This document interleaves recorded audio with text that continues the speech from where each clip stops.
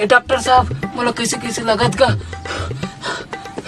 काय लागत ते मारे अलकरहत लागत का काहे बताबे मोला सांस लेम तकलीफ होत है।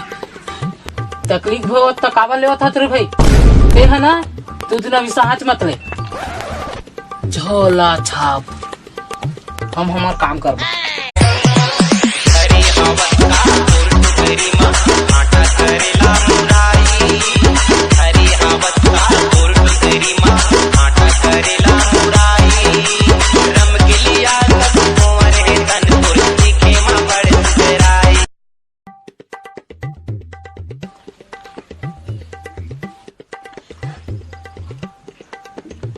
कालम का ढक्कन दे सालेला तो मोर साबुन झालेत का हो एक कधी गोड़ा चिठी आगे रिश्ता लगा हाथ रहे यार गोड़ा चिठी आगे तो मोरे साबुन लगा रुपये लगा ले जी छुट्टी नहीं तो आंगन में जी छुट्टी झलका भाई एक कनी लगा रहते करवा जी छुट्टी का अबे पूरा पानी पी गए काबे।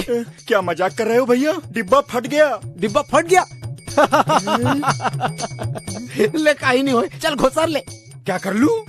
अबे खेत में ऐसे ऐसे घुसर ले।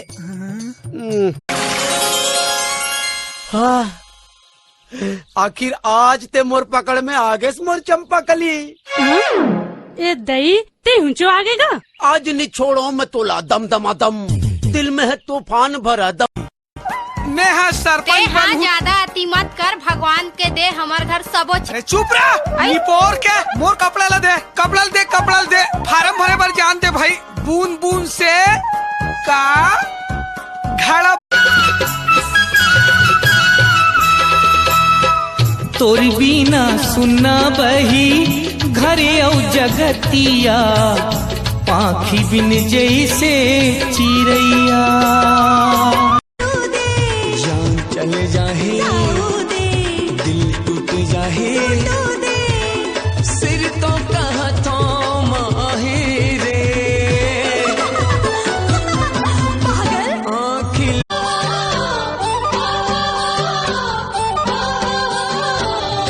अरे हाय रे हाय झमा झम मया लागेना पैरी बोली मोर झमा झम मया लागेना लाली फीतामा हर घाए चूरी मोरा लाली फीतामा हर घाए चूरी मोरा हाय रे मोर गांजा कली चांदी के गोलारे मोर फूल कहीना तैहक टूरी आँखी मारे अब के टूरी लाइन हाय रे अब के टूरी लाइन फोन माँ बात कर